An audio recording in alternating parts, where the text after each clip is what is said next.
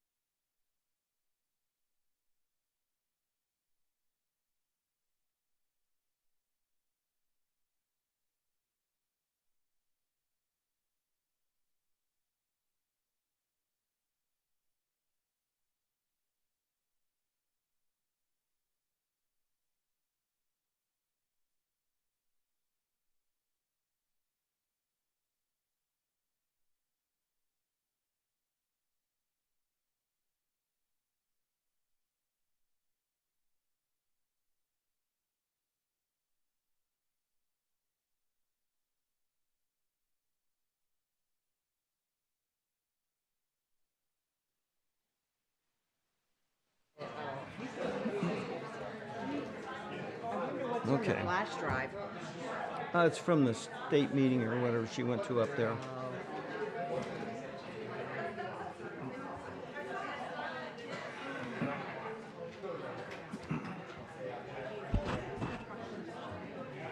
Are you ready? Just let me know when.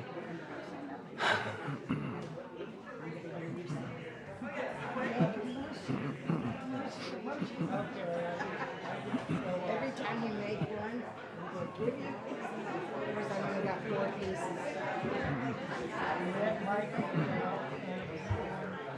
Oh, Jennifer, I usually second. do we have to seek approval on that? The board has to approve it, even though you guys already signed it. It's Okay. it's a formality. Okay. But yeah, and then here, Okay, and then I read the resolution, right? Yes. Recognition. Okay. after you do that, then Okay. Okay, whenever we're ready.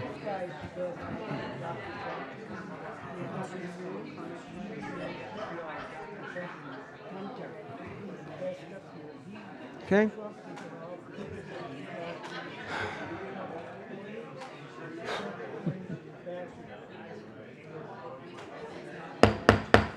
We're going to go ahead and reconvene this to public session and roll call.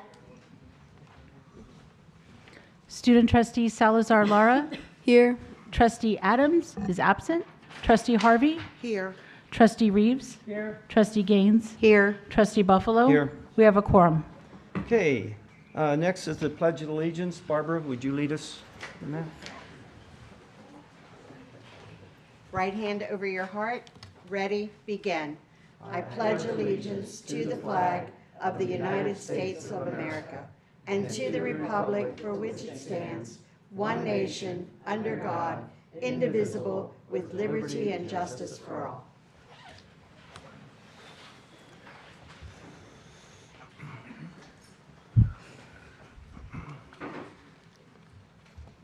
Okay, do we have a motion for the approval of the agenda?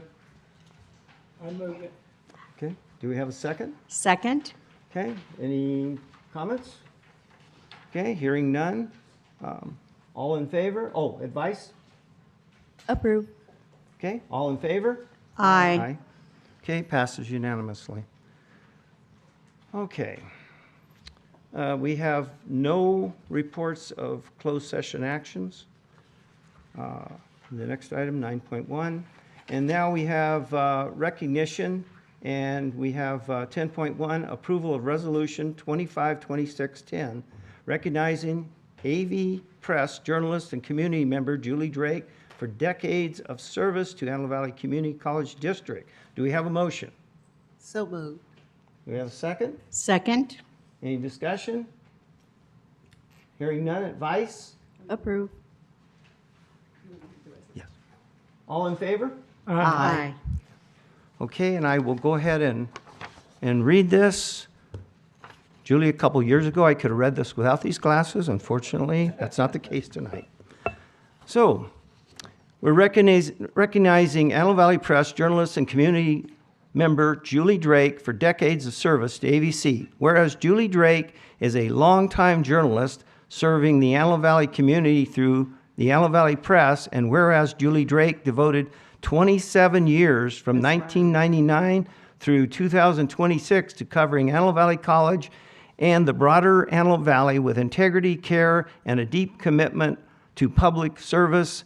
And whereas Julie Drake consistently reported on Antelope Valley College or board meetings, Board of Trustees meetings, college governance, athletics, budgetary matters, and community partnership, ensuring transparency and public awareness of issues impacting students, faculty, and the greater community. And whereas Julie Drake practiced journalism with persistence, ethical conviction, and unflappable professionalism, earning a reputation as a steadfast and fair reporter dedicated to gathering facts with clarity, accuracy, and good faith.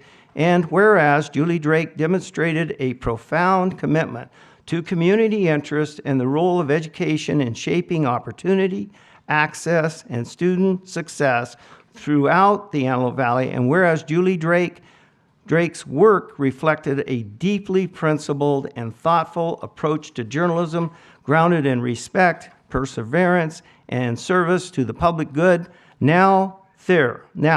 Therefore, be it resolved and ordered, the Board of Trustees of Antelope Valley Community College District, that Julie Drake is officially recognized and commended for her distinguished service to the Antelope Valley Community College District, the Antelope Valley Press, and the Antelope Valley community. Resolved this day, 9th day of February, 2026.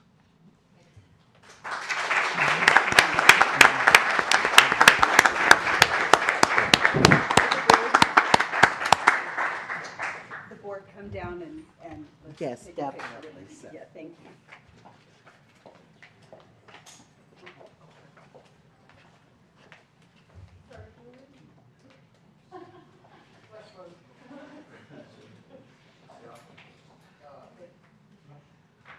Is it all right? Can you? Yeah, okay. Thank you so much. Joanna, thank you. Very much appreciate it. Sure. Okay, well, thank you.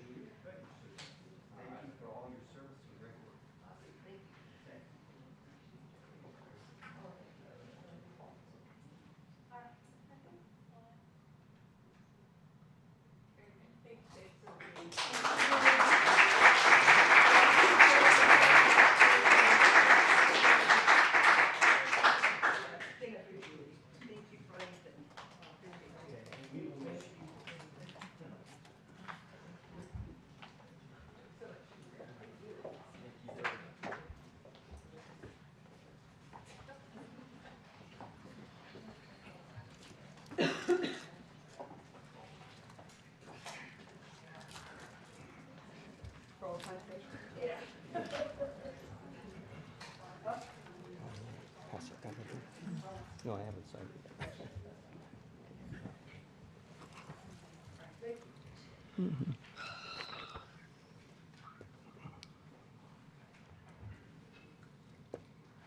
Okay.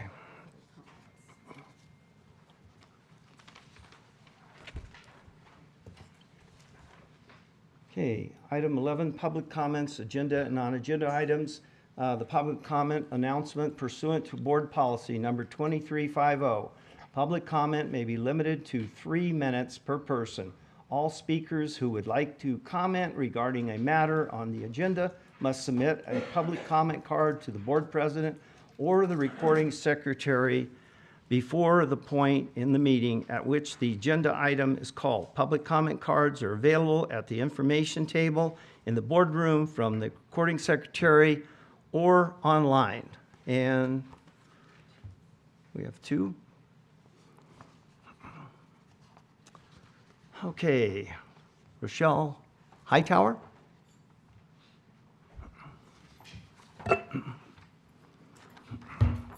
Good evening, everyone, and happy Black History Month. I'm coming back before the Board of Trustees for, I think, the 4th time, and to address my return to work as the previous Director of Equity. On June the 9th, 2023, I was placed on a 39-month rehire list.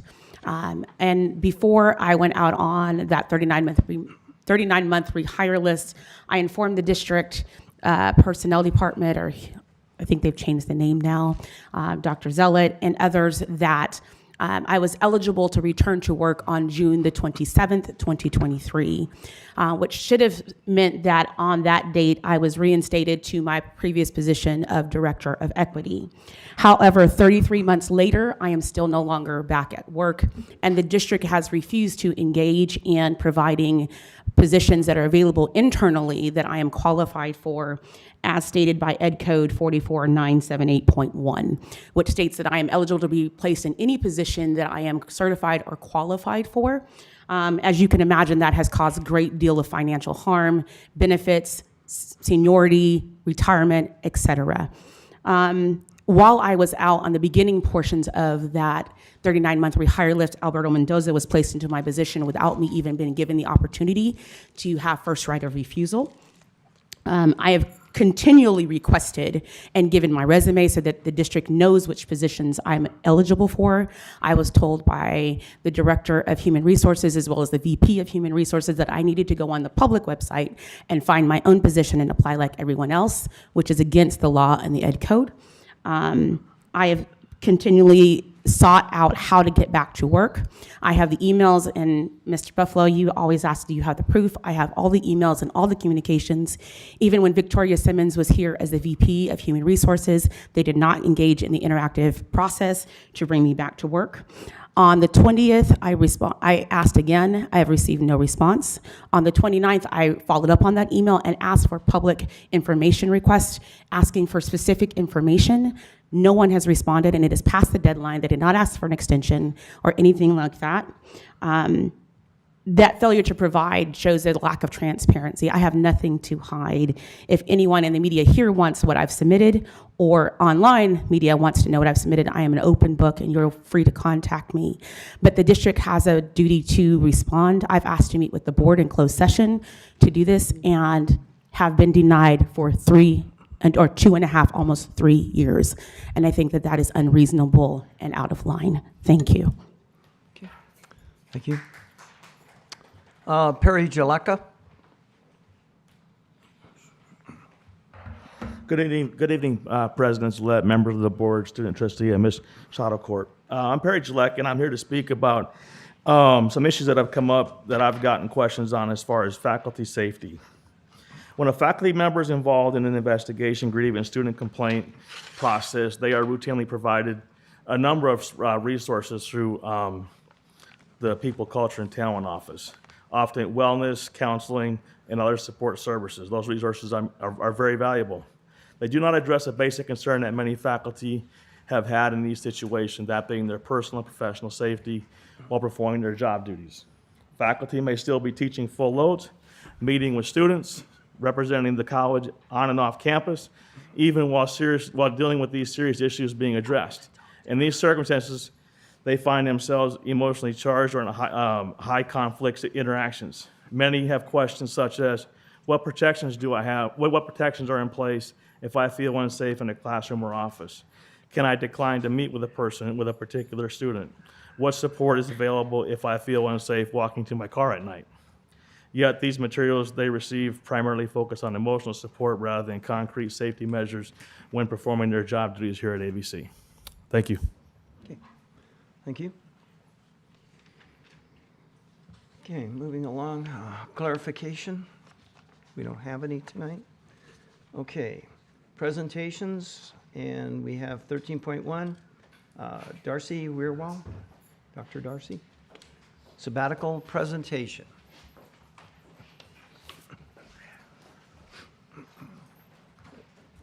Good evening, everyone. I would like to begin by thanking the Board of Trustees for granting me the opportunity to actually complete this sabbatical, and I'm deeply appreciative of your continued support and trust you place in both faculty scholarship and teaching, and thank you very much for that. Okay, so my sabbatical in spring of 2025 actually had 4 key areas that I was focusing on. The first was to continue the NAGPRA inventory. In the NAGPRA inventory, I came back in 2024 and presented a little bit on that and what that is. I was going to make sure that we are getting our collections together, starting consultation with tribes, and then also doing a preparation for repatriation to those tribal communities. The second part was updating curricula and research to reflect changing epistemologies and research and scholarship in the discipline of anthropology and archaeology. Furthermore, to develop community-engaged archaeological research and training for students on the best practices of how to do the process of repatriation with the AVCAR collections that we have. And then last, organization of a District Native American Indigenous Advisory Council. Now, on this last final item, it was not completed. It is in process, and hopefully I will be reporting on that sometime in the near future. But just to give a little background for those who do not know, the AVC Archaeological Repository, as we affectionately refer to it as AVCAR, it's much easier to say, came about because of Roger Robinson. He's a professor here of anthropology and archaeology starting in 1967 to 2007. He was our very first anthropologist for the district. For almost 40 years, he did archaeology here in the Western Mojave, compiling over 300 and identifying over 300 different archaeological sites. Many of those still are housed in the department, and this is part of the repository that we have today. The collections range from something like a basic lithic scatter, which is tool debitage. It's the waste material for making stone tools or mortars or pestles and things like this. Quarries, pictographs, temporary campsites, and even villages.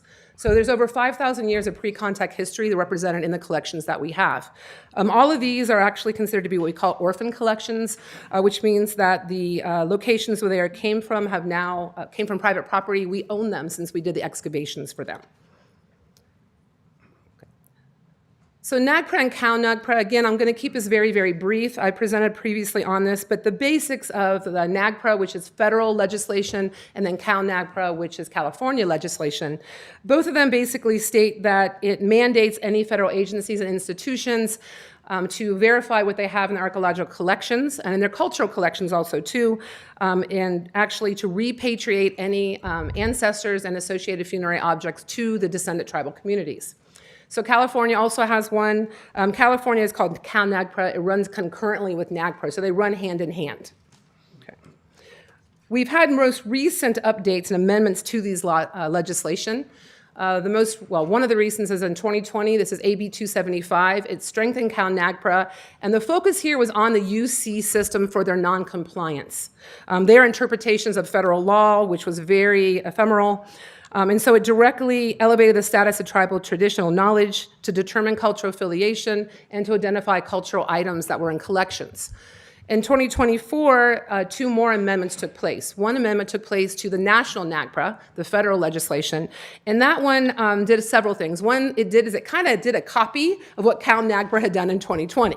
They said, oh, California did it right, we're going to implement that. And then they also made it much more the penalties were revised also, and so there was much more larger penalties for noncompliance. We also then, in 24, also had CalNAGPRA that was updated. These are two assembly bills, 2026 and 389. They basically continue to focus on UCs, but this time they brought in the CSUs. And what it does, basically, the bottom line to it, it mandates what CSUs and UCs can and cannot do. And a key part of that is it prohibits the use of any Native American remains or cultural items for teaching or for research.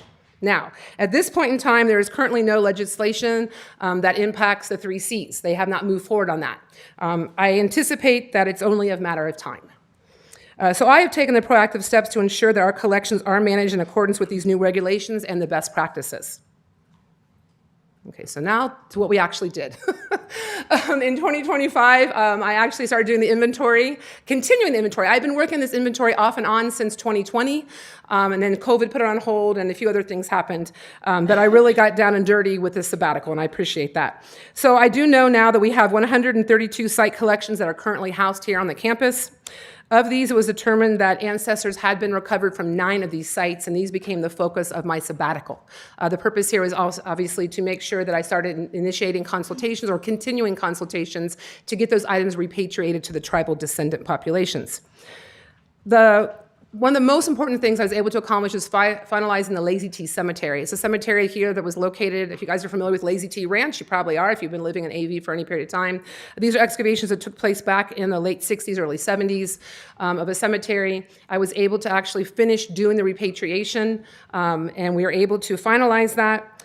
Currently, we have what we call a hold-in trust with the Yuhaviatum San Manuel tribe. They are the Serrano tribes that are located today over in Highland, California. And what that hold-in trust is simply is that we have finalized all of our federal requirements for NAGPRA, and we are holding the ancestors until they finally come to take possession, and we transfer it to them for forever. Okay, so we are holding on to that at this point in time because we have a number of other sites that are also going to be repatriated, and they want to move the collections at one time together. So highlighted on the left, I have here the 8 kind of steps, if you will, and they're a little bit variable, but they actually have a very strict timeline and compliance of how you go about doing this, particularly with the human ancestors and the associated funerary items. see. And I'm currently in tribal consultation with the 8 others, okay, that we have found during this time. I anticipate the way things are moving forward that I will have all 8 of those repatriated and finalized by the end of this year. We are also working with the Tejon Indian tribe, and one of the things that we collaborated on was actually facilitating the return of the Cottonwood Creek collection. Roger Robinson had transferred this collection to Kern County Museum back in 2006. He wasn't sure who was going to take his place, and he was very concerned about what would happen to this collection. This collection is an incredible collection. It is one of the longest, well, first of all, it's a village site in the Antelope Valley. This doesn't happen in the Mojave Desert. And we also know that it has several thousand years of occupation at it, so it's an amazing assemblage. We are able to work with the Tejon Indian tribe to return it back to AVC so we can do the NAGPRA inventory. Kern County was not doing their due diligence. So we did get it brought back, and what's wonderful about this too is that the Tejon tribe is also permitting students to participate in that NAGPRA inventory. They're not working with anything related to ancestors or the cemetery portion of that site, but other portions they are, so students are getting hands-on experience. This collection includes 56 banker boxes and over 20,000 objects of cultural patrimony, just to get an idea of what's going on there. We still have 127 collections that need to have summaries completed. Those need to start. We're at step 1 with those. I haven't been moving forward yet. I have not had a chance to. They were not part of what I could accomplish. However, 3 of these sites, I've just received requests for repatriation of those just 2 weeks ago, and so I am moving forward on those summaries at this time. Now going to the fun stuff. I'm just kidding. Curricula. So this part, I made revisions to the CORs and the PLLs to reflect changing epistemologies and scholarship in the discipline of anthropology and archaeology. In particular, not only updating those CORs, but also changing lesson plans and assignments for classes, things like stressing the importance of NAGPRA and CAL-NAGPRA, the importance of collaborating with tribal communities, talking about why does pedagogy change? Why do epistemologies change? How come paradigms shift in a discipline? And talking about those things, such as what is decolonizing collections and why is community engagement so important? And last, to promote working with and collaborating with partnerships, not only with tribal communities, but other stakeholding communities. There's also, not only do we have prehistory, we have history here in the Antelope Valley. I also have been bringing in and will be bringing in tribal and stakeholding community guest speakers also as part of those changes to assignments and also participating, and also promoting what I call the 4 R's: respect, relevance, reciprocity, and responsibility regarding cultural patrimony. This is even more fun part. I got to work on and developing community-engaged archaeology and research practices, something that's really dear to me and that I've been working with for a long time.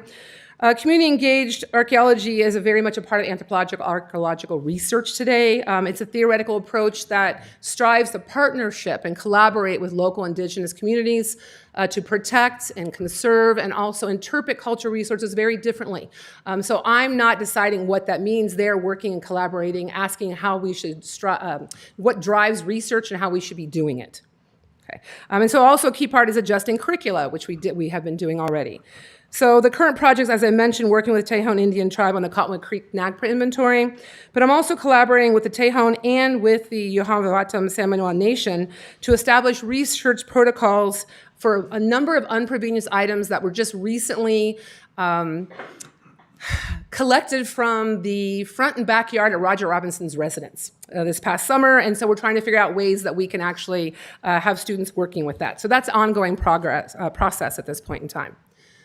But what I did work on was developing research and training for students with the AVCAR collections, working with best practices. And so what I did was I was able to develop a 5-phase methodology approach, and this is keeping with the newly enacted legislation. We're not supposed to be using collections for teaching or for research. And so what I've had students now working on is they're doing the archival analyses. They're assessing 50-year-old field notes, and they're accessing 50-year-old catalog sheets, and they're looking at all sorts of this kind of historical documents from early excavations, and they're helping to determine whether or not a site has any NAGPRA compliance items that needs to be addressed. And so this is working out really, really well. I'm very excited by it. And super also important because the collections that we're holding, they were excavated at a time when tribal perspectives were not incorporated into research, and this allows them to be incorporated into today's research. So Cody Belcher, Chloe Solis, and then also Grace Santana presented their posters this past fall, in November actually, at the Southern California Conference for Undergraduate Research at CSU Channel Island. We call it SCUR, much easier to say. And so their posters that they presented were really well received, and it was really wonderful to see them talking to other faculty, other students about the research they've been doing. And if any of you are interested in learning more about their research and seeing their posters, you can please come see Cody, Chloe, and Grace at the second annual AVC Undergraduate Research and Creative Learning presentation taking place right here in Cedar Hall on March 25th between 3 and 6 p.m. That was a nice little plug, right? So the takeaway and the final thoughts. As I'm sure all of you know, right, the 3 C's are transformative spaces for our students, right? It's also really transformative spaces for our respective disciplines, okay? AVCAR is at the forefront today of enhancing student success through implementing this pedagogical and epistemological changes that we have in the discipline of anthropology and archaeology. And we've begun the hard work of revisioning how to work with these collections at the community college. It's not being done anywhere else, I can honestly say that. It's actually not really being done at the 4 years either. So I really feel really excited about dismantling these gatekeeping ideologies and embracing community-engaged research and passing these ideas on to our students before they're transferring into the 4 years so they can start making changes as they go into 4-year universities. Many of our students are from disenfranchised groups, and I've been able to watch over the course of the last couple years to see how these students who have very much wholly embraced collaborative, community-engaged archaeological research, and as Sonia Adelaide says, by, with, and for the people. I do want to pay my respects to Roger Robinson. He did pass this past August, so he is no longer with us, at least not on this plane. And I really, again, the work that he did, he pioneered how we do Western Mojave archaeology. He was the person who did that. And 40 years of sharing that love and embracing that love for archaeology with his students and the community at large. And also all the heartfelt thanks for all the students that have been working with me for many, many years. They've always given me the inspiration to do undergraduate research, but also to change it now to much more of a community-engaged research. So, thank you.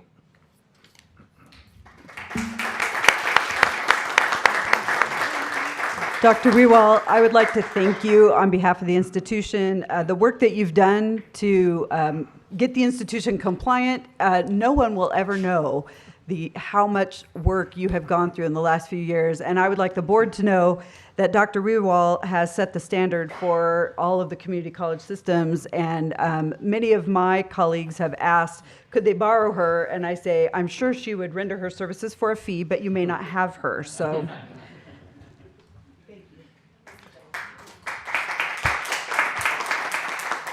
Very nice presentation. And by the way, I took Roger's class back in 1968. Whoa.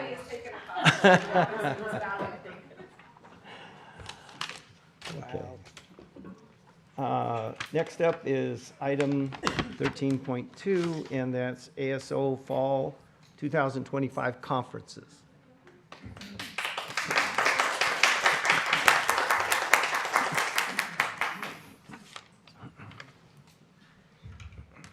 Good evening, President Zealot, Board of Trustees, and student trustee. We are coming on behalf of you today to discuss what we have as student advocates for the fall session and what we plan to do for the future. I am Vincent Acuna, the ISO Secretary. I'm Gianna Chavez, the Executive Director of Special Programs.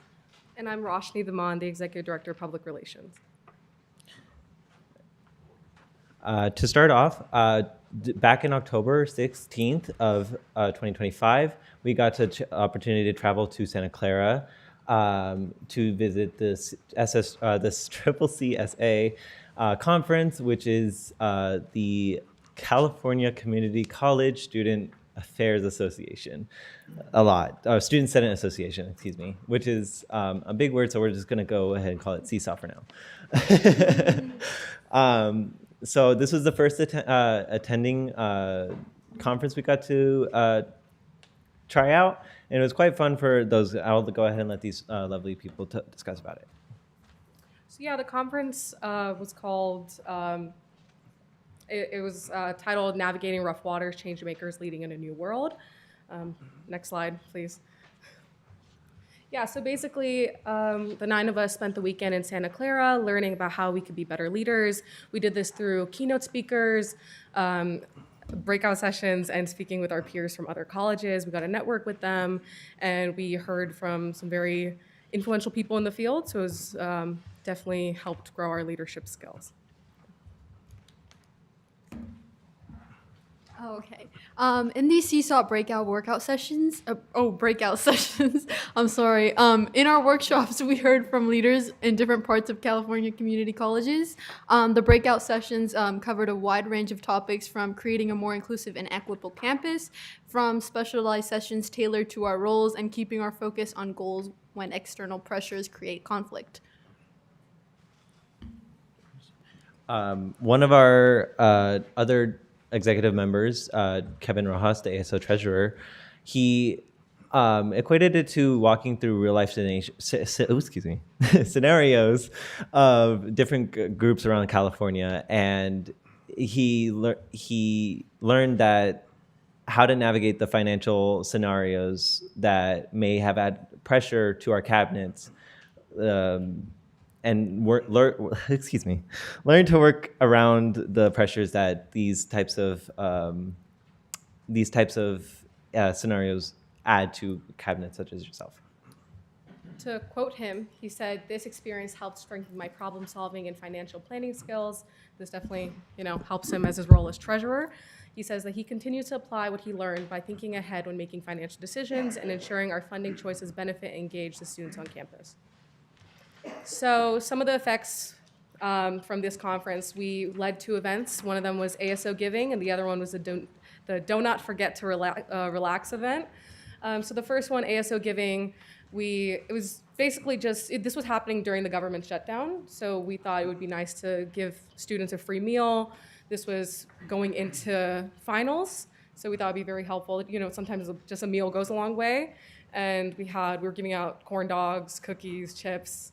Maybe it's not the most healthy, but it's a meal, Same thing goes with the Do Not Forget to Relax. This was happening during finals, so our officers were taking time out of their busy schedules to come and volunteer at this. So we were just giving out donuts, providing a place to relax and study. There was coffee, and we got to learn more about the students. We got to connect with them deeper, because I feel like sometimes there's a disconnect between, us officers and the students. It was nice to get to hear their concerns and learn more from them. All right. I went to the Seesaw Conference. The Seesaw Conference deepened my understanding of how students navigate campus while balancing different responsibilities, challenges, and goals that shape their experience at AVC. In my role as Executive Director of Special Programs, the conference reinforced the importance of designing engagement around students' realities and meeting them where they are. This will guide my work as I continue to prioritize student voices, affirm their experiences, and create pathways that support that are inclusive and both responsive. The next conference we got the chance to visit was the SSCCC State Advocacy Academy, which happened December 5th through the 7th, 2025. This was the state advocacy where us students, those that were selected to go, we learned how to advocate for students' needs on a state level and bring it to change assembly bills and what they are known as resolutions. This conference was titled "Our Future, Our Voice," centering student engagement, student voices in civic engagement.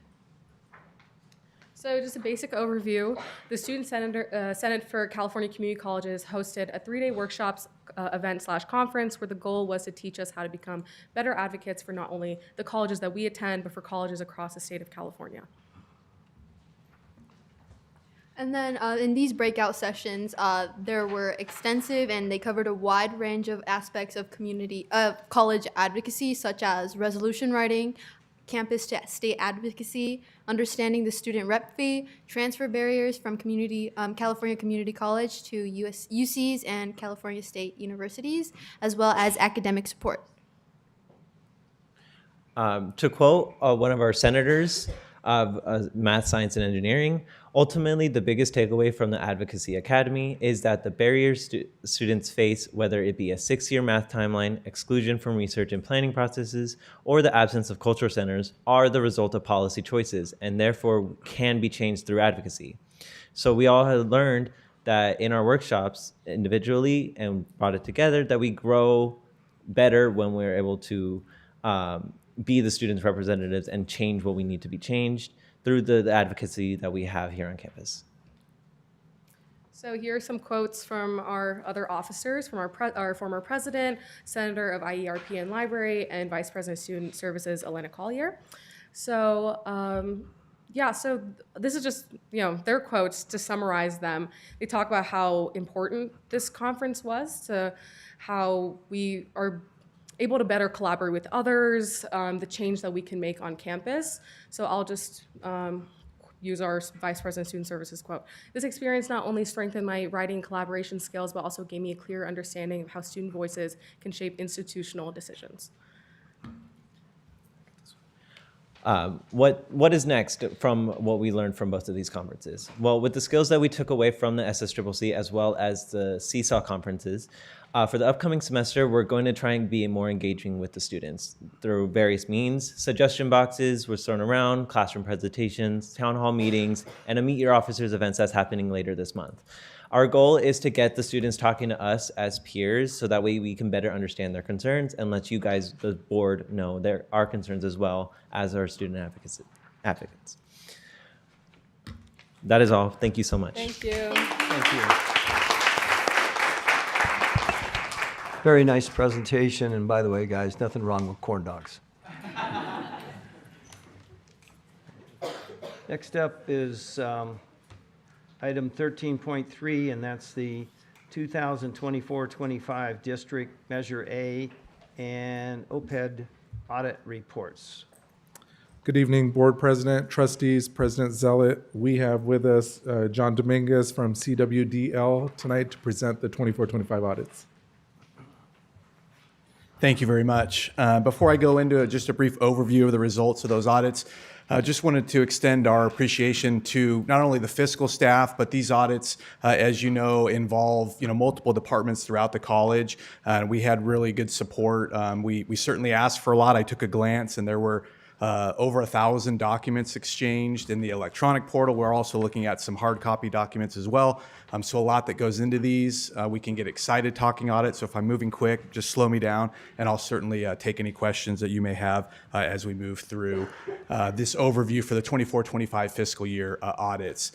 In recapping the district audit, we're performing the annual audit, and we're rendering 4 opinions in there. The first being our opinion on the financial statements, also rendering our opinion over internal control over financial reporting and compliance, and then also the district's compliance with both state and federal procedures. Those are our 4 opinions in the district audit. In Measure AV, we're doing the required Proposition 39 financial and performance audit, so I'll go over those results for the fiscal year. Although it's a separate legal entity, a 501c3, just due to the foundation's relationship with the district, we just wanted to bring and share some of the positive results from their audit with you as well. And then finally, the Public Entity Investment Trust, the other post-employment benefits, the OPEB entity as well. We'll go over those briefly. In looking at those components of the audit, that first of 4 opinions I mentioned is that independent auditor's report. We do render in there what we would refer to as an unmodified opinion, where we're stating the financials present fairly in all material respects. And so what that means is the financial data, all the disclosures that go into the district audit report, we felt were accurate, were complete.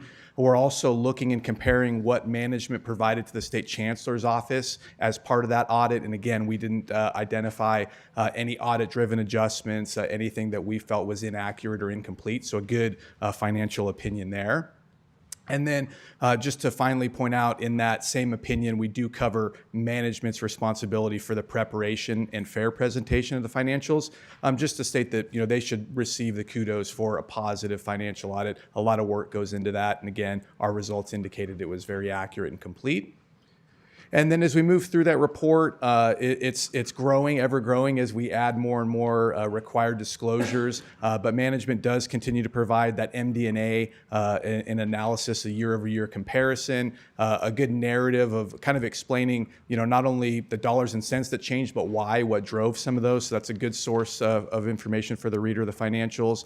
those basic financial statements are going to cover net position. And again, these are full accrual statements. So we're taking all long-term items in nature, capital assets, the long-term debt, the geo-bonded debt, pensions, and then OPEB, as we discussed. Those are all included in that to provide and present a district's total net position.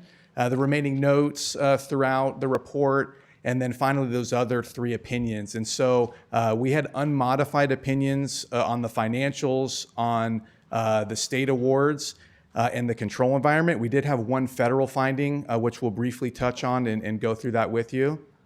That was the student financial aid cluster. And in our required testing, we're looking at a number of samples where we're recalculating what awards went to students, and then we make the determination, was that the proper amount or not? And in one instance, again, of a number of samples, we found one where a student was not properly awarded the right dollar amount in our recalculation. It may seem relatively minor, $373, but we take the compliance part very seriously. It's very black and white for us, either in compliance or not. And so this was an area we felt that there was an opportunity for improvement, and management, certainly with under new leadership in the department, we fully expect to address that. There was a prior year finding, as you may recall, in the student financial aid cluster as well. That was fully corrected in this audit. So while it's a finding of the same area, it's not directly related. So those were 2 separate tests and provisions that we look at. This was a new finding, a first year finding, but we'll certainly look at that in great detail. Question, sure. So your audit is basically to see if we are compliant with all these rules, rather than look for specific instances where we are maybe out of whack financially. Is that correct? A little bit of both. We're required to do a high-level assessment. It's referred to as a going concern. And so any areas where we felt the district may not be able to meet its obligations, both current and in the near future, we would be required to report on that. So yes, there's very specific compliance procedures, and then also the financial analysis as well is a separate part of that. Okay, this was prepared on June 30th, 2025. Why did it take 8 months to get a report? So that's the period ending June 30th of 2025. Typically, districts will take a number of months to close the books for that period ended. The state chancellor's office has an October 10th due date for the 311. So that would generally be when districts are deemed fully closed, and we would begin the audit, the final phase of the audit. It occurs throughout the year, but that final phase would generally begin around the October timeline. This report was issued in December, which I would say is very common. There was an extension granted by the state chancellor's office for all community colleges throughout the state, an automatic extension into February. The district did not need that. They were able to complete in December prior to the original statutory 12/31 deadline. So I would say it's a very appropriate and very common timeline for this audit. Okay, I went through all of it, and I have specific questions, President Zealot and Vice President. I would like to ask you at a later time about the report. Thank you for the presentation, sir. Our pleasure.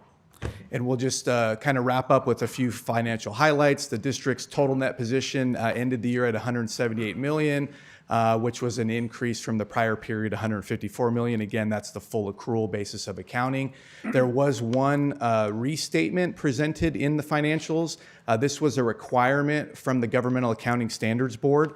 They implemented GASB number 101, which required all districts in the state to re-examine their compensated absences and include additional sources of leave, in particular sick leave, which had been historically excluded from that liability. So the district did a calculation and implemented that. As we saw there in the financials, we felt they did an accurate and complete job of that, both fiscal and disclosure side. On the bond financial and performance audit, Measure AV had a little over $35 million in total expenditures. We tested just under 60% of those in our examination.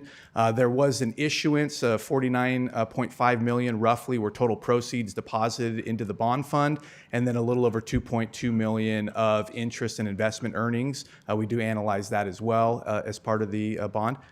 Yes. While you're speaking of bonds, in the report, you listed the maturity dates for 3 issuance of the bonds. One was 2046, 2 of them were 2050, when the bonds were mature, which means when they mature, we're supposed to give the money back to the people that bought the bonds. Is that correct? Yeah, so there are the property tax assessments that occur on the semi-annual property tax rolls every year that the county treasury would pay directly on behalf of the district. And so you're correct. There are annual payment schedules in that bond where you'll see, for each sequence of years, what dollar amounts are paid. And you are correct. Those would conclude and be fully matured based on those dates that you described. So it's up to the county to pay them on maturity, but the taxpayers pay the interest on the bonds until they're mature. Correct. They're paying the principal and the interest on the bonds. That's right. That money that we pay is not only on the interest, on the principal. Correct. Like a mortgage. Correct. Okay, thanks. Sure. And then, as I mentioned, a related auxiliary organization, the foundation is an independent 501c3, but just wanted to bring to your attention they remain in good standing, had a very smooth audit. They do their audit very early in the cycle, close properly and adequately, well in advance of other foundations. They had an overall increase in net assets of 1.2 million. Had very good investment results. They had very stable contributions, so just wanted to bring that to your attention as well. And then finally on the OPEB, the Public Entity Investment Trust, the total net position, which are the net assets held in trust for retiree medical benefits, closed the year, the June 30th, 2025 period at 10.7 million, just under 10.8 million. So good results from that audit. And with that, I'd be happy to answer any questions you have about results or procedures of any of our audits. Great, thank you. Because I do have a question. I want to go back to student loans. Yes. That part. Sure. I heard you say same area, different issue. At what point do we, although I want to be clear in that I understand there are no findings, at what point do we take a deep dive into the student loan portion of it, seeing that we keep getting indicators that something could be better? I don't want to say it's wrong, but it could be more functional.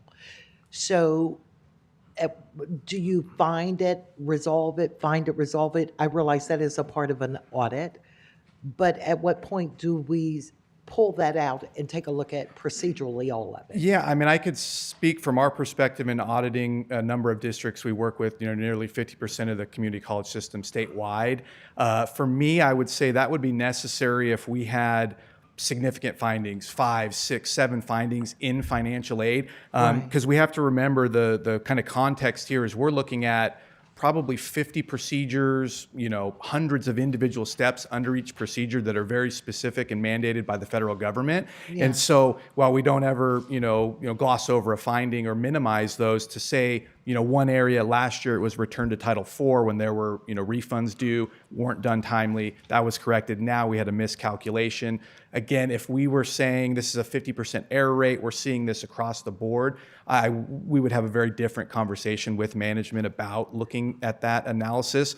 So from our perspective, we would never discourage that, but I don't think it's risen to the level where we would really be strongly saying it's time to do that deep dive. I think what I'm doing is digging in for better understanding for myself, to be honest. Normally I ask questions for the public, but I often wonder, what is that threshold between hearing that annually and then a finding? Because this is not the only board I've ever sat on, and I notice areas of issues, and normally when a finding does come, it'll be right in that bucket.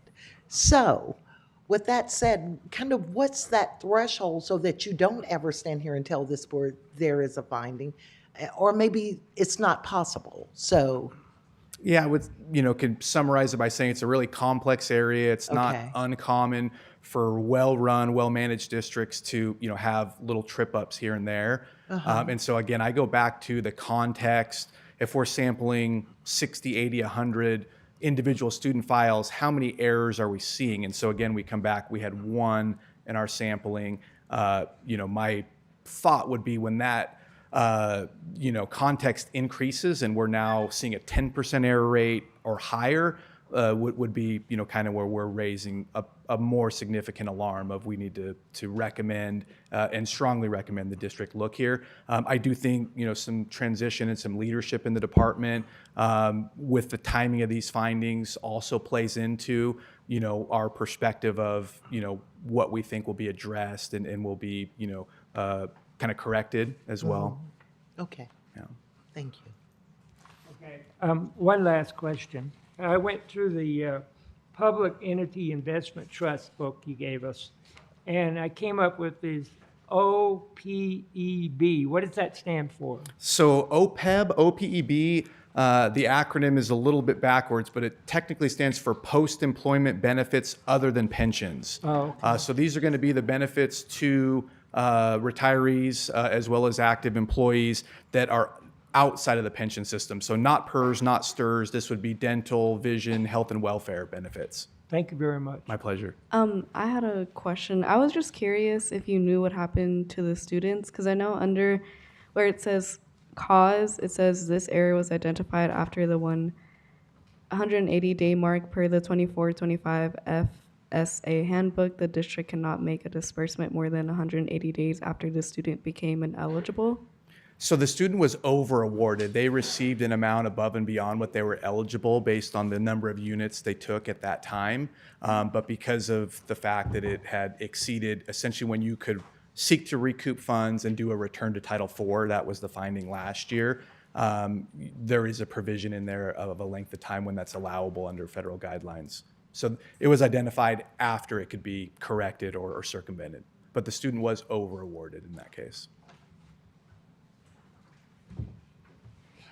Anybody else? Okay, thank you. Thank you, my pleasure.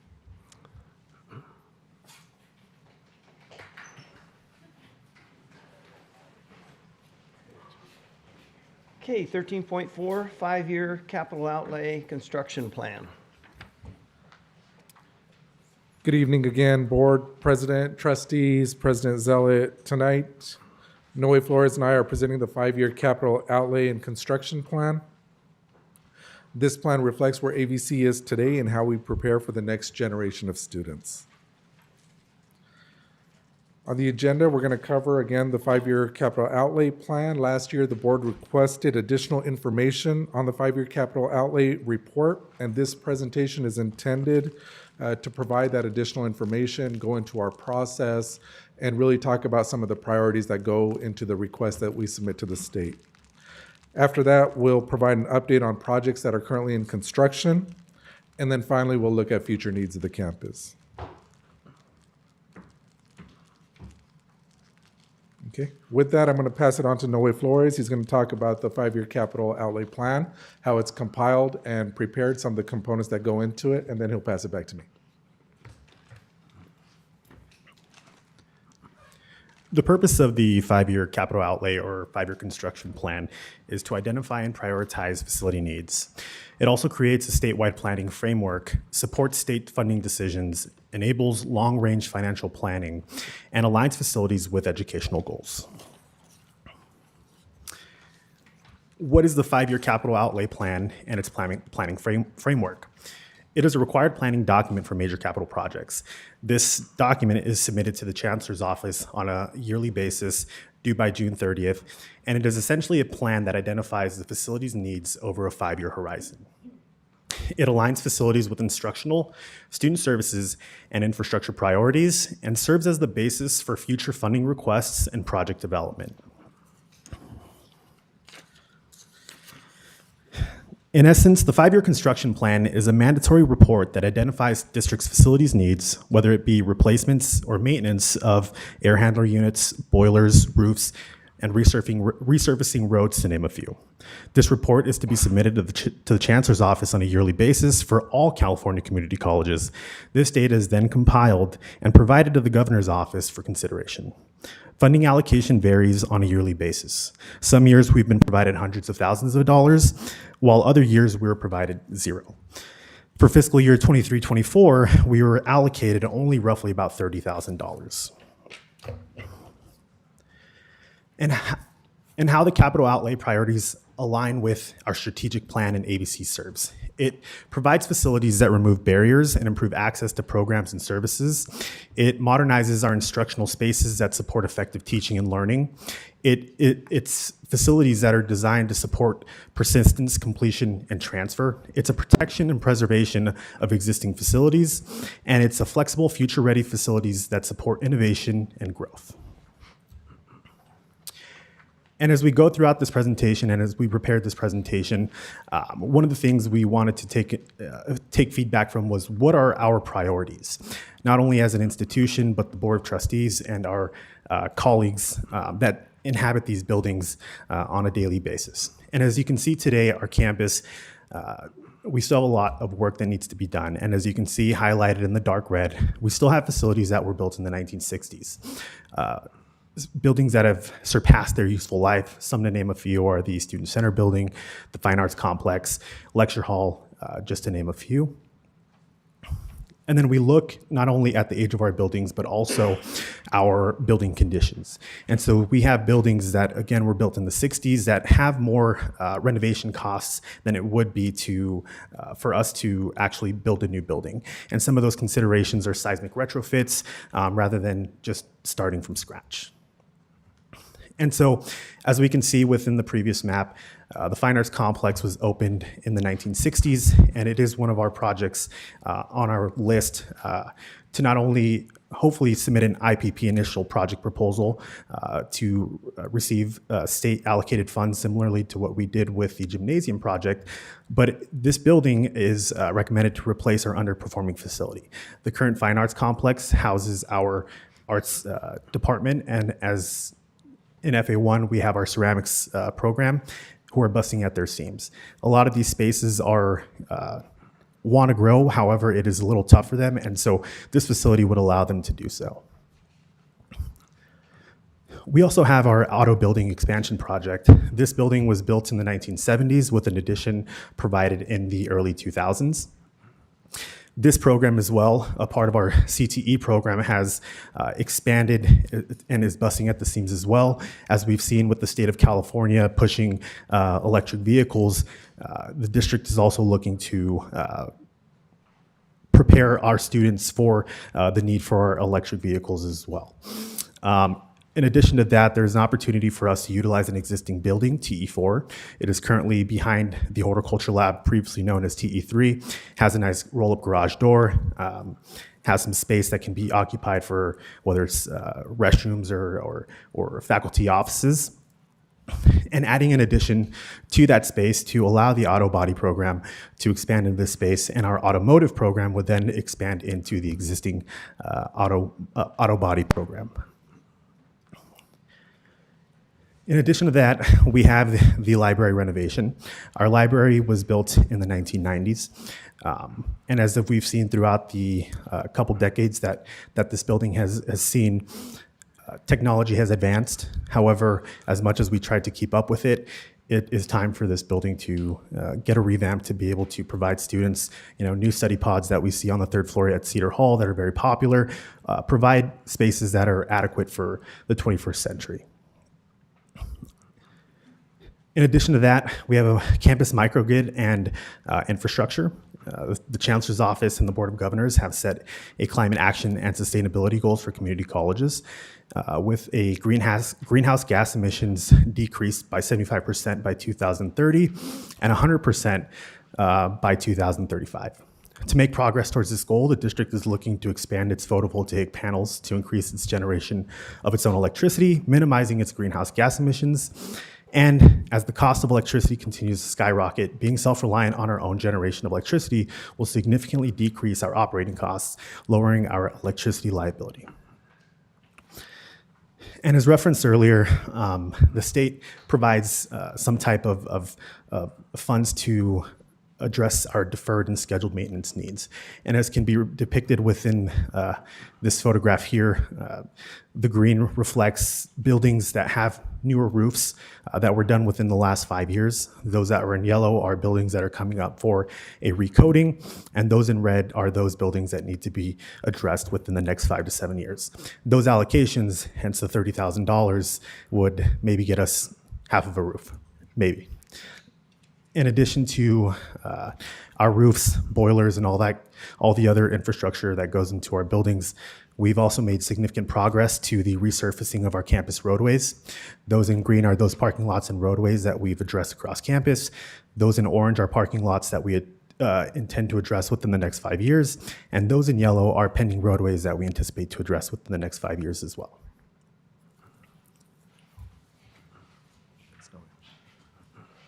These projects, if you recall, in 2024, voters passed Prop 2. The 5-year capital outlay plan is the mechanism through which we request funds locally from that state bond measure, right? So these projects are projects that we've prioritized here, that we've requested in the past. We know there's a need internally. Without going out, we first request funds for the state to address those projects there.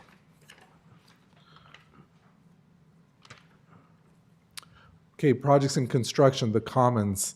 Right. The Commons is our final fully Measure AV funded building. It's 47,000 square feet. It's coming, it's under progress. The shell is up, the framing is up. It'll serve as the center of student life. It's our student union, our cafeteria will be there, student clubs will be there, a large banquet hall will be there. It's currently on schedule, weather delayed it somewhat. The projected completion date right now is still November of 26, though the team is working to get that back on schedule for October of 26. We'll see if they're successful or not. Okay. Gym and athletics complex, the state, again, through this same 5-year capital outlay report process, allocated $24 million towards the AVC's gym. It replaces our current gym. It's currently in the design phase. Construction is projected to begin in January of 28, and completion is projected to be July of 29. That is a rendering right there from SVA Architects. That is not what the design will look like. That is a very preliminary rendering for illustration purposes only.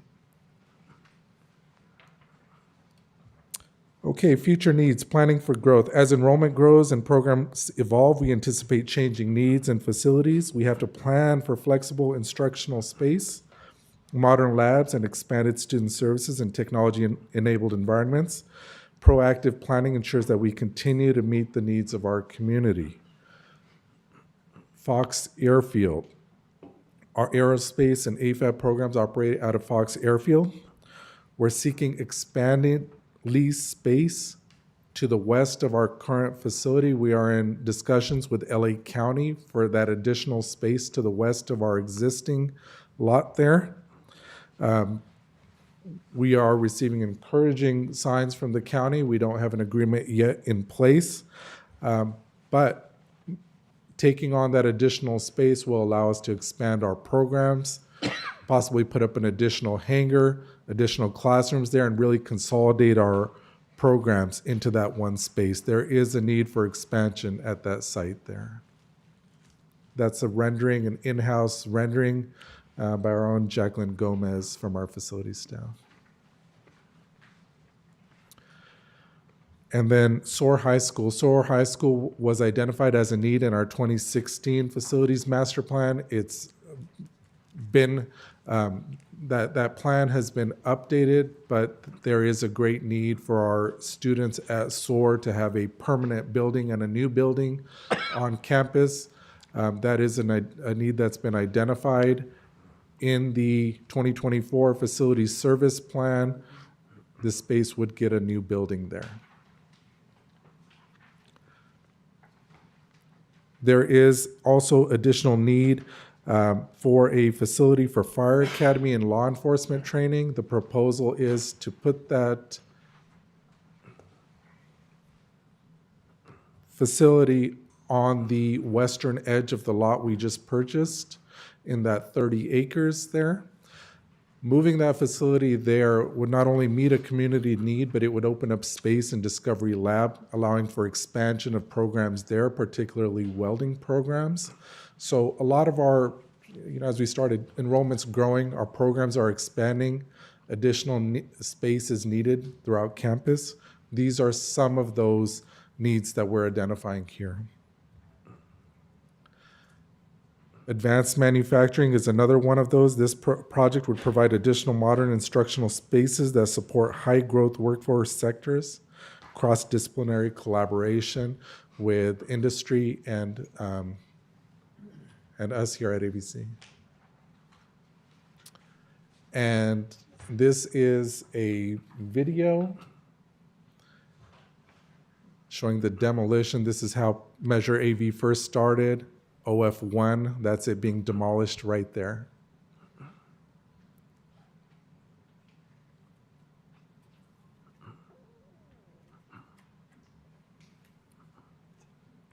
Thank you. And then this is two maps side by side. Our campus in 2016 on the left, our campus today. In green are those new structures, new buildings, either renovated or new. Actually, it's new construction. It's a whole new campus from 2016. This is what Measure AV did for us, $350 million right there. New buildings, new instructional spaces, and a whole new campus. In 2029, we turn 100 years old, right? So in orange, this is from the 24 facility service plan. This is what the campus collaboratively envisioned in 24, what our campus should look like if all of our needs at the time were met. You can see the renovated spaces there in orange, the new structures there in blue. We have a lot to look forward to. There's a lot that we've done, but there are still needs out there. And we're all willing to step forward and do what we can to meet those needs. Thank you. Questions? Yes, a couple of things. The SOAR campus, is that a collaborative effort with the high school district? I mean, do they pay anything through, or will they pay anything for the new construction of a new high school here? Right. Those discussions are ongoing, Trustee Gaines. They are good partners, and we've had discussions with them back and forth. Right now, we're proceeding as if they would not pay anything, but we pay anything directly to the construction externally. They do handle the tenant improvements inside, occupying the space, the internal needs. They do handle that. Right now, from our perspective, we are proceeding as if it's our students. Those SOAR students are our students, so we need to provide a space for those students. And we're going to definitely work collaboratively with the high school district to make sure that they can support that. When we renovated the Palmdale Center for the upper grades of SOAR South, we came to a good partnership. We did all of the walls and the infrastructure, and they did the desks and the TVs and the things that hang on the walls, the instructional things that are, sort of idiosyncratic to the high school atmosphere. And so I think we're hoping if we can arrive at a similar situation like that, we feel like that would be a pretty fair partnership, given that, they do get ADA, we do get the FTES for the students. And that would still, the structure is on our campus, we would own the structure, and then, the things inside would be what they need and furnished to their needs. And one last thing, I love the idea of the first responders training facility. Do we currently have funding for that? We do not. That's why it's a future project, right? So these are future needs that Noe Flores did a great job. He went out, met with deans, met with the VPs, met with other areas to say where from a program perspective, what do we need? What are we lacking? Where can we, if we need to grow, which we do need to grow, where do we need to grow? And so this is feedback that we've received from some key constituents around campus. And so it made sense. That's something that, there's a community need. There's also, a district need for it, and we have the space for it. What we don't yet have are the dollars to build those structures. And there's a lot of interest with the students in that program. I'm seeing that as well. Absolutely. We're open to the board having a study session. As VP Barr said, this is the first step. This plan is not submitted to the state until the summertime. So this is the introduction for the board to think and peruse, and then we'll have a special study session for the board to give us feedback. I would like to do that because one thing that is noted is that if you go to the SOAR High School site, it talks about how the students have already received what they're receiving from us and they're on to other colleges. And then we have to talk about the equity of getting into SOAR. So yeah, I do think it's important. It's important who gets there, who comes here, who gets the opportunity, because we know that's not always doled out equitably. So yeah, to me, that's important. The same thing, I support law enforcement, sheriff's station, God knows I do, they all know me. But the reality is if they need new buildings, then we do have to talk about what different agencies put in, because whereas the college before has always been the very existence and hub of this community, which I agree with, I think we should always be. But there are other agencies with funds facing hard times, just as this campus will be. And I want to make sure that as we participate in the growing of this community, that everyone is putting in their equal part. Sure. Thank you, Trustee. Mr. Vice President, has the college requested any more funds from Prop 2? In our annual report, in the prior year, we were awarded the gymnasium funds. Right. And so this year, again, we will request additional funds in our June 30th report. For some of these projects you mentioned? Yes, sir. Likely, and I mean, the study session will provide input. Right now, if we had to do what we did previously, we think from the campus community, the highest priority was probably the fine arts complex. But will you get total funding or you end up partial funding? Is that? We don't know, sir. Okay. Thank you. Any other questions? Okay, hearing none. Thank you very much. Thank you. Thank you. Okay, move on to item 14.1, approval of the consent agenda items by unanimous consent. Do we have a motion? I move. Second? Okay. Any discussion? Hearing none advice? Approve. All in favor? Aye. Passes unanimous. Okay, moving into item 15.1, approval of resolution number 2526/12 of the Board of Trustees regarding compensation for absence member of the Board of Trustees. Is there a motion? I move. Second? Okay. Any discussion? Hearing none advice? Approve. All in favor? Aye. Okay, moving on to item 15.2. I abstain. Oh, okay. Excuse me. That's right, you would. Okay, moving on to item 15.2, approval of board member compensation increase. Is there a motion? I move. There's a second? Second? Any discussion? Advice? Approve. Okay, all in favor? Aye. Okay, item 15.3, approval of professional services agreement between Franklin, Maslin, Mullen, Metz, and Associates, DBA FM3, Research and Antelope Valley Community College District for bond survey and research services. Is there a motion? So move. Second. Okay, any discussion? Yes. We had a survey not long ago where it was iffy if the bond measure would pass, and now we're requesting another survey to see if it will pass at this time. And these surveys cost $50,000. Do we really need a second survey? That's the question. Thank you for the question, sir. At the time when the results from the first survey were presented, it was also presented to the board that given the changeability of the times and how, economics are changing, different things, we wanted to make sure that as it got closer, before we asked the board to make a final decision on whether to go for a bond or not, that we would take basically take the temperature of the community one more time to give us an indicator of whether or not that would be a good decision to move forward. And so, so now it's the time for us to do that. And the funds, yes, it does cost money to do these things. We have budgeted for this in anticipation of pursuing a bond potentially. And so we would just ask that the board pass this request so that we could do our due diligence and at least know that whatever decision we're making with the best amount of data at our hands.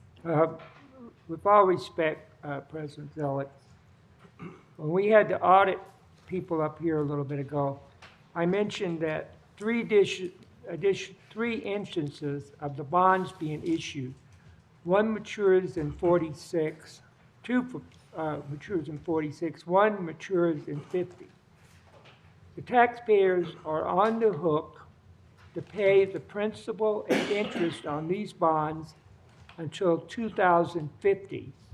And now we want to put a $499 million bond up for them to pay. You think that's feasible? Well, we actually haven't put a value yet on the total bond that we'd be asking for. But sir, that's the total purpose of a vote, isn't it? To ask the public what they want to do. And the public will either tell us yes or no. And if they say yes, then that tells us that once more they're willing to invest in the college. Okay, thank you, sir.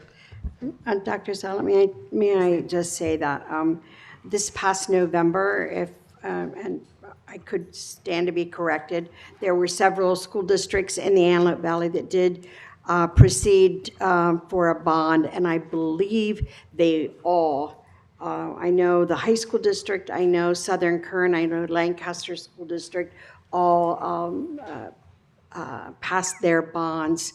So and we were sort of advised, yay or nay.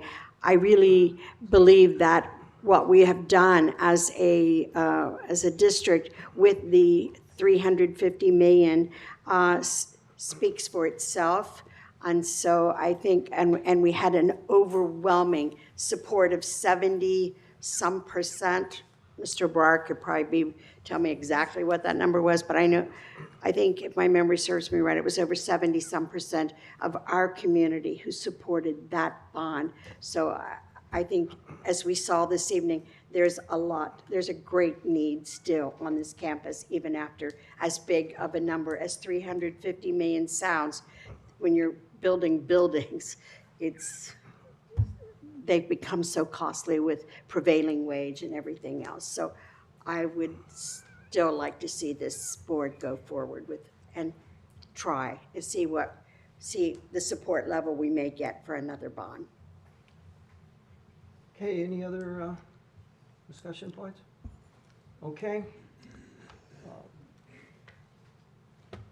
Approve. Okay. All in favor? Aye. No. Aye. Okay, it passes 3-1. Okay, approval of audits and financials 2024, 2025 district audit measure AV financial statements. I move. Second. Okay. Is there any discussion? Hearing none. Advice? Approve. All in favor? Aye. Okay, item 15.5, approval of non-resident and capital outlay fees for 2026-27. Do I hear a motion? I move. Second. Okay, advice? Approve. All in favor? Aye. Okay, approves unanimously. Item 15.6. Okay, we're at 6. Approval of amendment number 1 to the West Coast Consulting Group in Emergency Preparedness Services agreement with Antelope Valley Community College District through May 29, 2026 for emergency operations, fire prevention, and evacuation plans. Do we have a motion? So moved. Second. Okay. Any discussion? Hearing none advice? Approve. All in favor? Aye. 15.7, approval of renewal of agreement between Antelope Valley College and the County of Los Angeles Academic Internship Program. Is there a motion? So moved. Second. Okay, any discussion?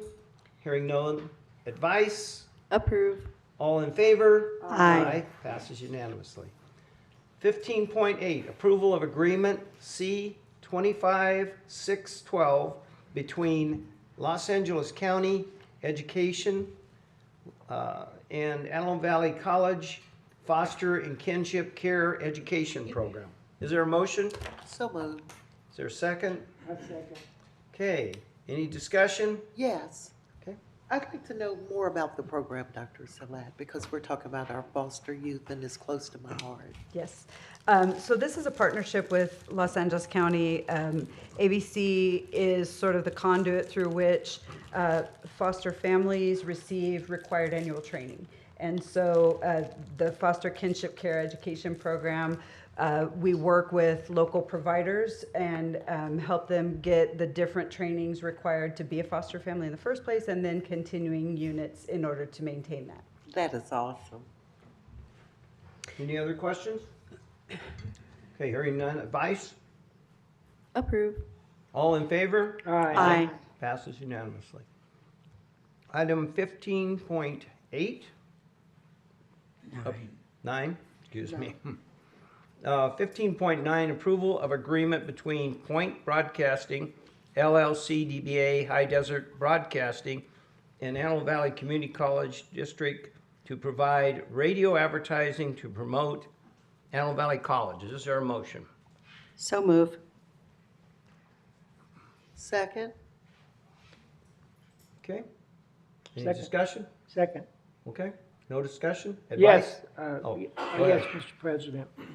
15.9, 15.10, 15.11, and 15.12 have to do with advertising on radio, on buses, on billboards, on buildings. Comes to $558,000, and I don't have a clue what they're going to put on there. You know, I've said this before, the writing on these billboards, on these buses, are not legible. You can't read them. They don't make sense. And I've asked the board to be permitted to see what they're going to put up before we okay it. And here we are okaying something, and we don't even know what they're going to do. Okay, my understanding here is we're okaying a contract, not the actual advertisement. Okay, sure. Thank you, Ms. Kneppel. Yeah, good evening, Board. All four of these are being funded by what's called the Next Up Funds. And the Next Up Funds is a state organization that supports foster youth. So here we have 800 foster youth registered on campus. We only have 70 in the Next Up program. So part of the funding source is to help promote additional, by being internal and external, to support the Next Up program, as well as communicate our services with college. So if you look at number 12, 12 is the beginning part of what's called Vision Point. Vision Point is the creative design company that will sit down with our team here, with our Next Up folks and others, and design the next step of what these billboards, bus wraps, and other material entities will look like. So we have to have a contract first to be able to understand how we can go forward with the design. We're going to capitalize and still use some of our retention funds for some of the billboards and other types of things that are already out there, and update some others as well. So it's a mixed bag of two different types of organizational supports. But you're talking about only one of these items on the agenda. And I think that's the one that you don't want to have any bidding on. Is that correct?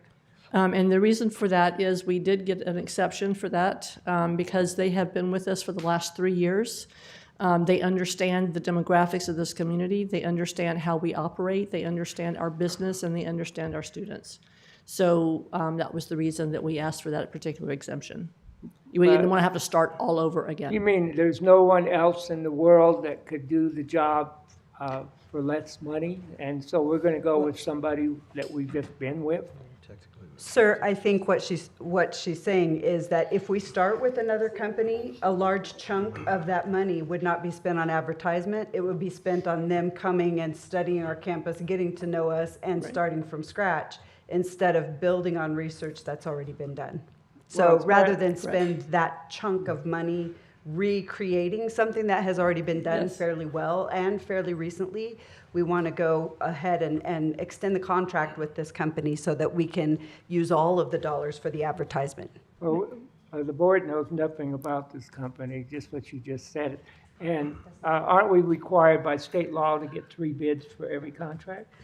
Not when we perform this, and I would like to kindly remind you that when the previous executive director, Alejandro Guzman, was here, there were presentations made about this company, about the process that we went through and the selection process. And so we did go through a proper bidding process and all of those things when he got here. Just an example of the cost savings and time.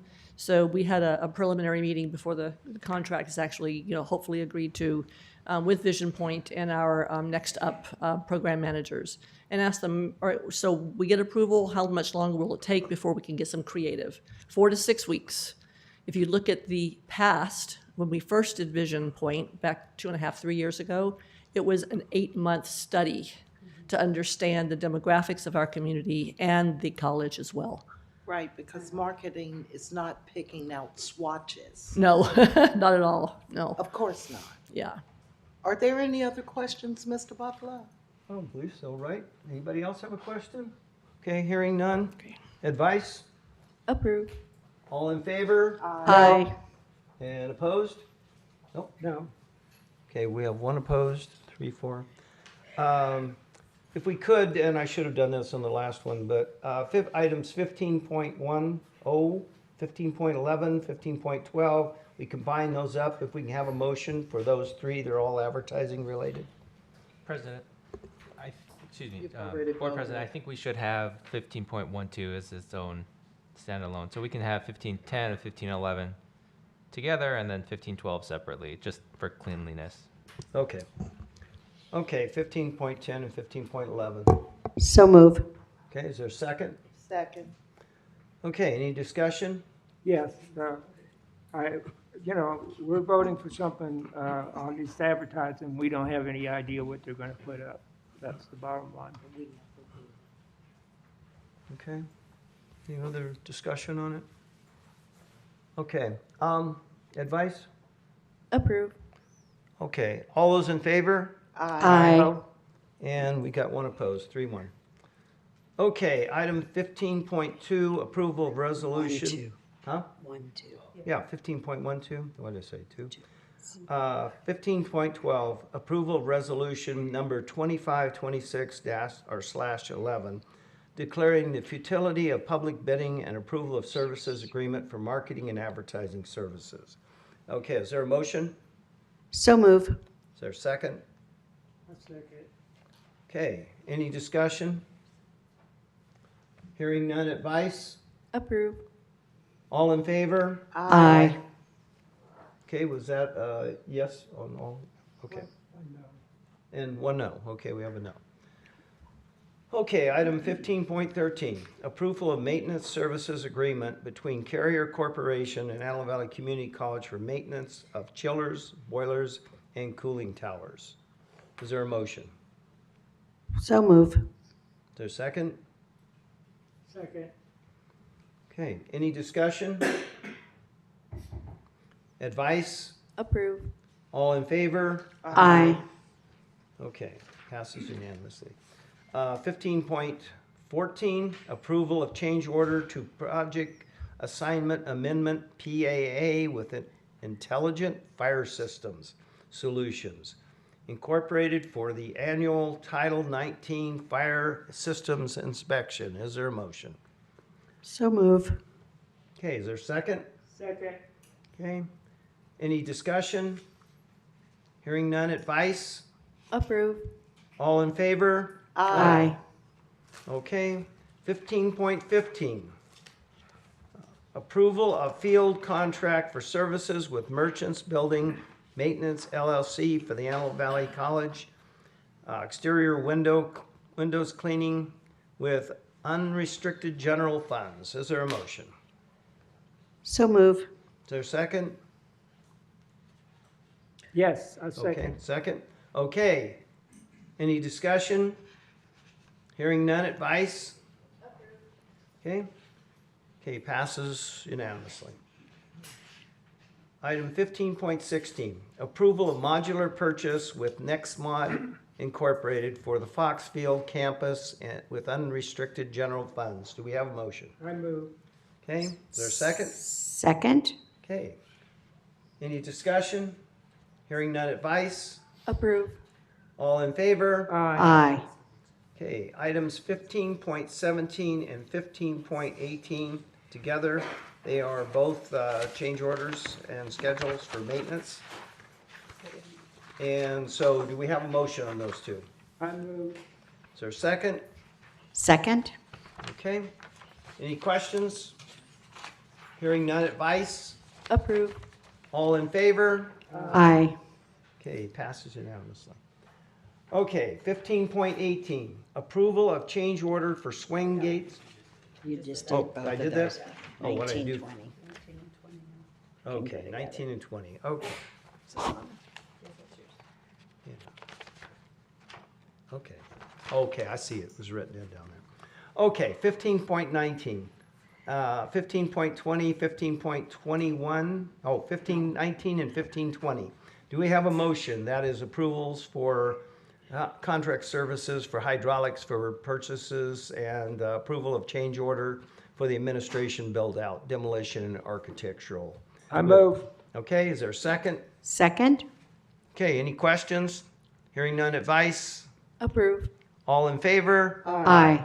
Okay, items 15.21, 15.22, 23, 24, 25, 26, 27, and 28. Do we have a motion? Those are all change orders. So moved. Second. Okay, any discussion? Hearing none, advice? Approve.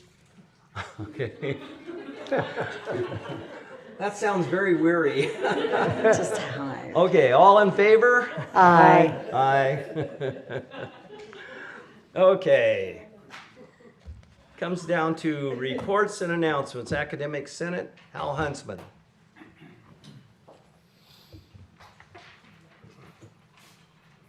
Good evening, trustees, President Zlett, Ms. Shuttlecourt, Mr. Wang. I come before you on, I think, one of my most favorite days of the semester. As I hope you know, it is our first day of the spring semester. And I got to have a class today, which one of my favorites I haven't had for a few semesters, so it was great to teach calculus this afternoon, which I very much enjoyed. And I think we had a good time. I think the students had a good time. And I just know that the energy on campus is good, that we have a lot of classes that are very full and engaged. And, you know, we have those that are, I hope you're aware of the fact that we are trying to figure out the right balance of online and in-person classes as we continue to navigate this changing world. But it is just, I don't know. Again, it's one of my most favorite days, and it's really reminds me, like I come before you every month and tell you about a particular faculty member who, you know, I think deserves to be called out, and I want to tell you a little bit about them, and I'm going to do that tonight. But today is a day when we really should celebrate our students more than anything, because number one, if they weren't here, we wouldn't be here. And number two, this is just what it's all about. The excitement, the joy of learning, it's really, it's a great day for me. And I think I speak for pretty much all my colleagues. If you're not feeling that anymore, then it's time maybe to think about something else, because it's just a great day. I do want to, as I mentioned, call out the work of one of our faculty members, Chaz Burke.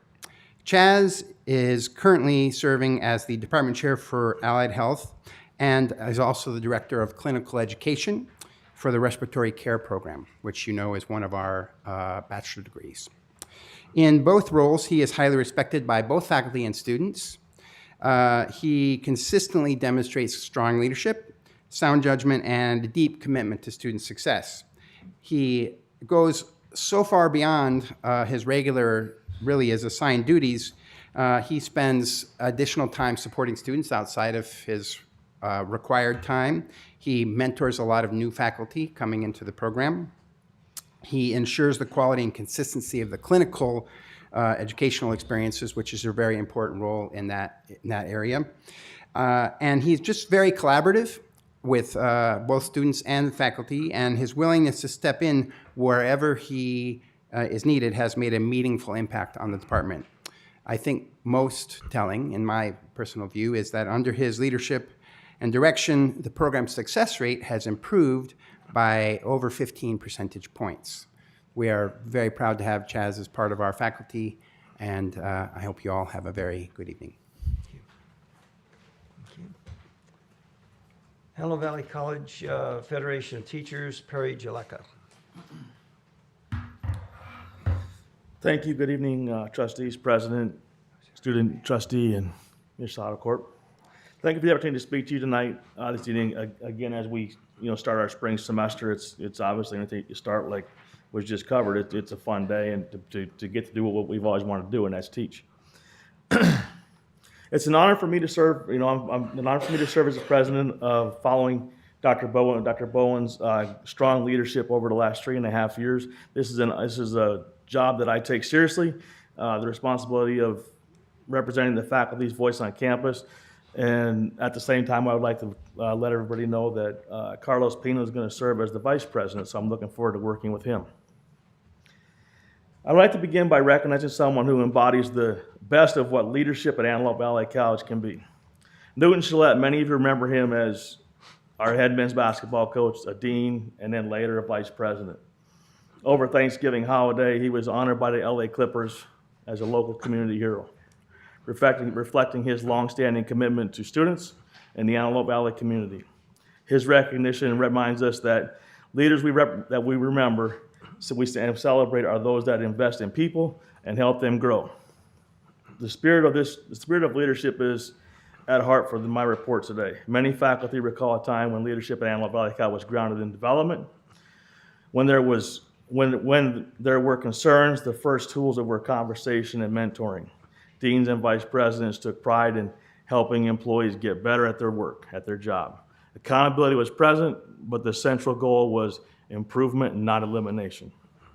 Today, the experience for some, and oftentimes many, feels different. Instead of a culture centered on development and support, there's a growing perception of culture centered on punishment, reprimands, leaves of absence, investigations, charges, and terminations. When leaders speak publicly about numbers of investigations that they have conducted as a point of pride, it sends a message that runs counter to the values of education and growth. It creates a fear, erodes trust, discourages an initiative and innovation we expect in the classroom and in our programs.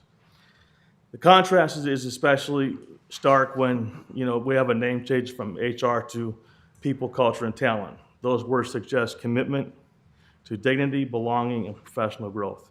Actions need to show that commitment reflected in practice, and how concerns are raised, how investigations are conducted, and whether employees feel that they're being developed or simply managed as risks. A name alone cannot create a positive culture. The daily actions of leadership must align with those words. As we move through this semester, and my commitment as union president is to bring forward faculty concerns clearly and constructively, to acknowledge where progress is made, and to keep pressing for a campus culture that truly reflects the words people, culture, and talent.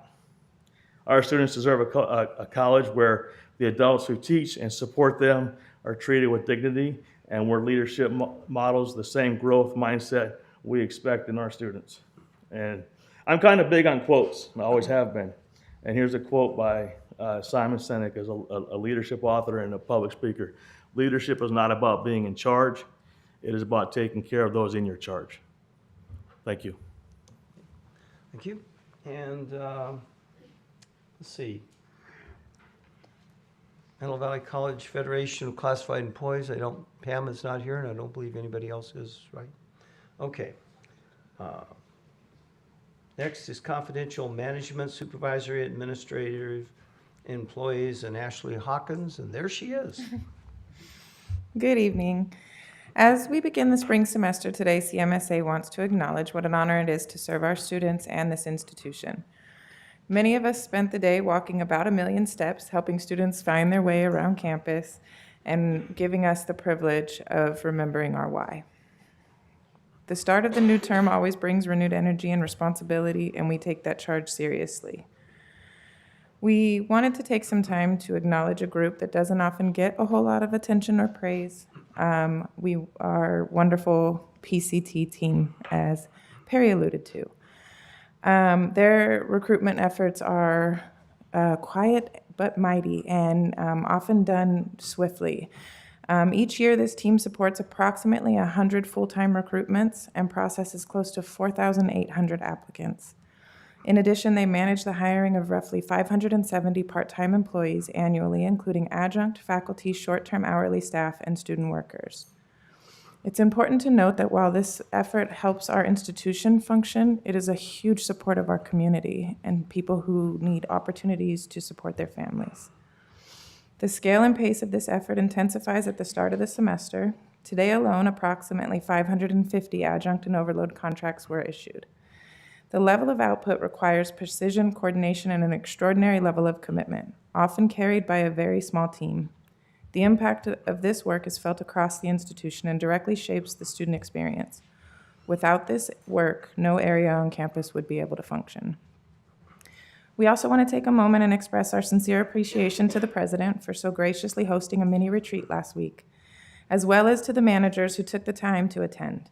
We recognize how full schedules are leading into the start of the semester, and the decision to prioritize leadership development during that time reinforces a clear commitment to excellence.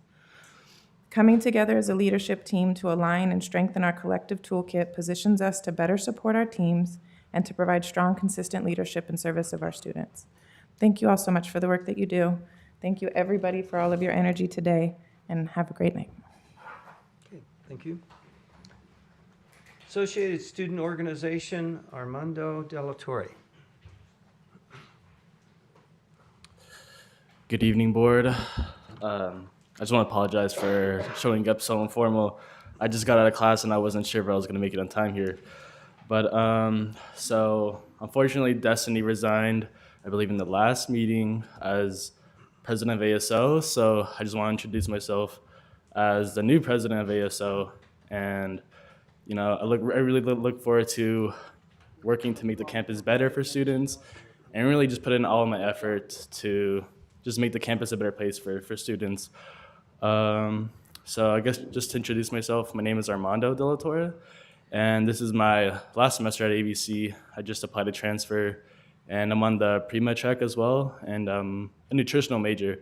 So I'm really interested in using nutrition as preventative health, but also I want to get involved in policy reform and government to improve our healthcare system overall and just create, you know, a healthier community.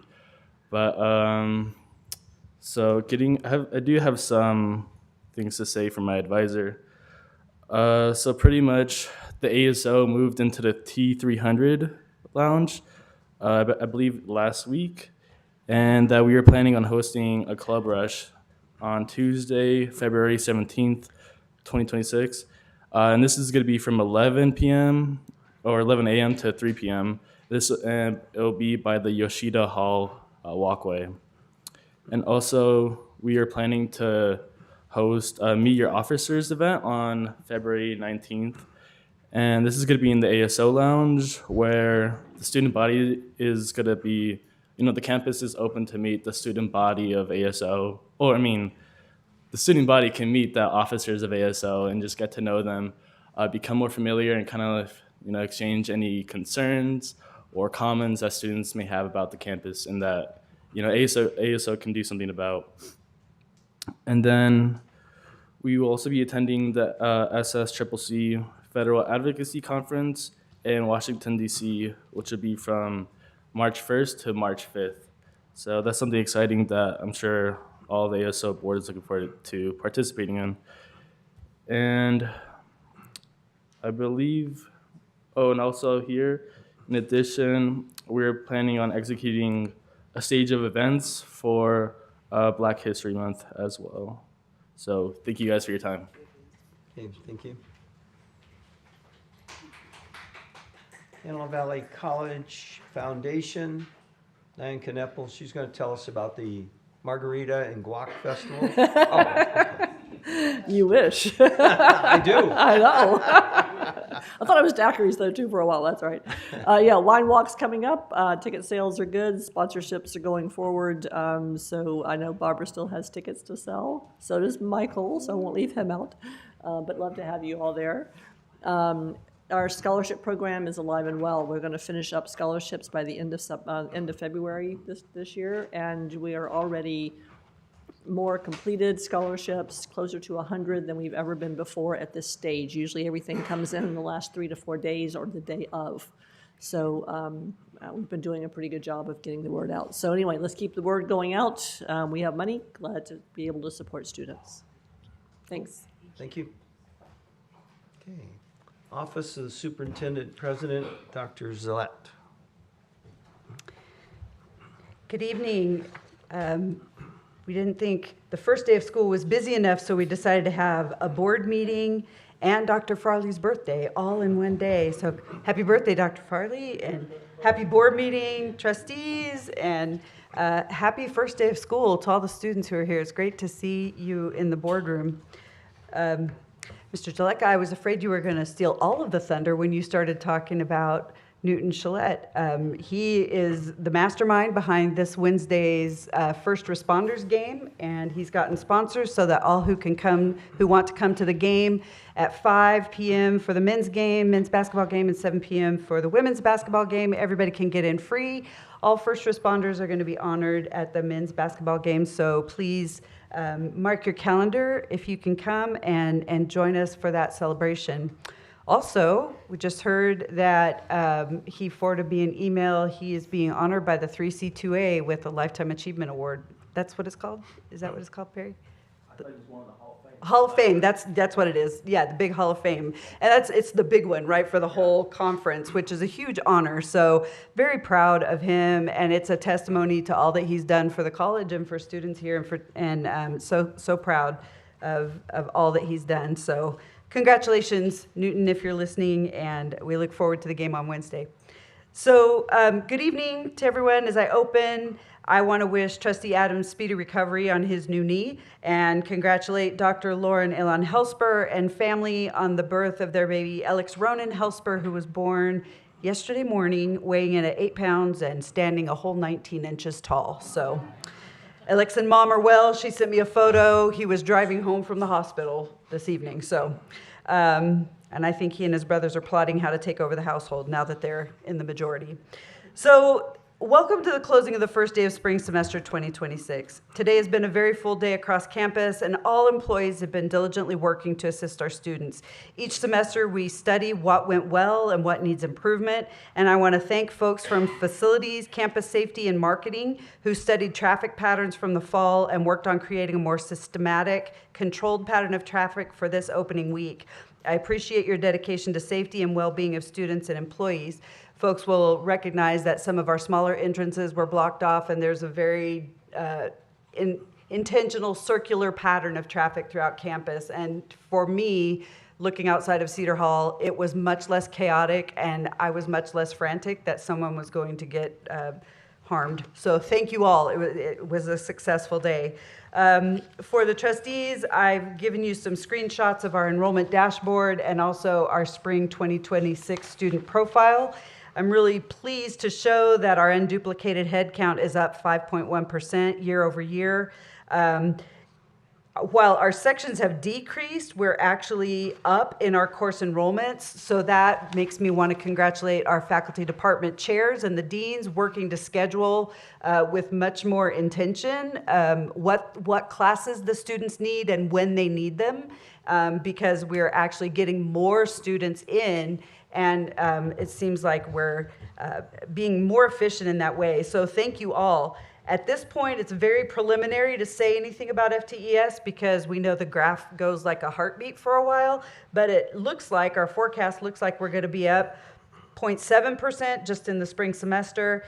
All things seem to be going quite well, and so I want to congratulate everyone on campus for that collaborative effort, because it takes everybody, and it takes the schedulers, it takes our counselors who are advising the students into the classes. It takes our students attending and succeeding in those classes. So this is truly a campus-wide effort. So I also want to express gratitude to facilities, maintenance, and ground folks who spent time and effort getting the campus ready for spring semester. We anxiously await the opening of the Commons so that the affinity groups and ASO can move into their permanent home. Thanks to all who've worked on the relocation of hub services, and thanks to all on campus who are supportive during this time of transition. If you, I encourage everybody to maybe excavate your emails a little bit, and you'll see where all of the services have been relocated, but mostly everything is in the T300s. And this is just a time of transition, but we're really looking forward to everybody moving into the hub October/November of 2026. Commons. Yes, I said the hub, didn't I? I meant the Commons. Thank you. In athletics, our teams are doing very well. Baseball has won 2 of the last 3 games, including a 15-inning game against LA Pierce. Softball is ranked number 11 in the state and enjoyed a nice win thanks to a walk-off home run the other day. It was a really beautiful game. Basketball, I mentioned, will host their first responders night on Wednesday, February 11th. Men's game again will tip off at 5, and our local first responders will be honored. Stay for the women's game at 7. Tennis is home on the 10th and the 17th, so if that's your game, come to the courts at 2. And I always hear from the tennis players, how come nobody is ever watching tennis? So let's surprise them. Everybody show up in your Marauder shirts at 2 p.m., all right, and blow their minds that there are actually people watching. To keep up on all of the events, times, and dates, go to the Marauder Athletics website, go to gomarauders.avc.edu. We had an event here on Saturday, and I think I left it in my office, but I want to give a special shout out to James Nazapak and the events crew and facilities, Noe, your crew. We had people in from Rotarians from all over the Antelope Valley and kind of the northern LA Basin area for a learning institute. It was an all-day thing, and it's kind of a busy weekend right before the semester, but everybody was so impressed with our facilities, with how things were set up. And I did my best to, collate everything. And I was texting Noe and James, what do you guys need? And they said, we got this, we got this. And I came into the building this morning. It was beautiful. Thank you so much. They gave an award, and it has my name on it. But I told them, I said, I'm giving this to our event staff and to our facility, so you guys can share it out, and you can scratch out my name and put yours on there, because really all the credit goes to you for making these community events possible. And really, this is one of the strategic priorities that the board gave to us, to make sure that the community knows that AVC is their college and their place. So thank you, thank you, thank you.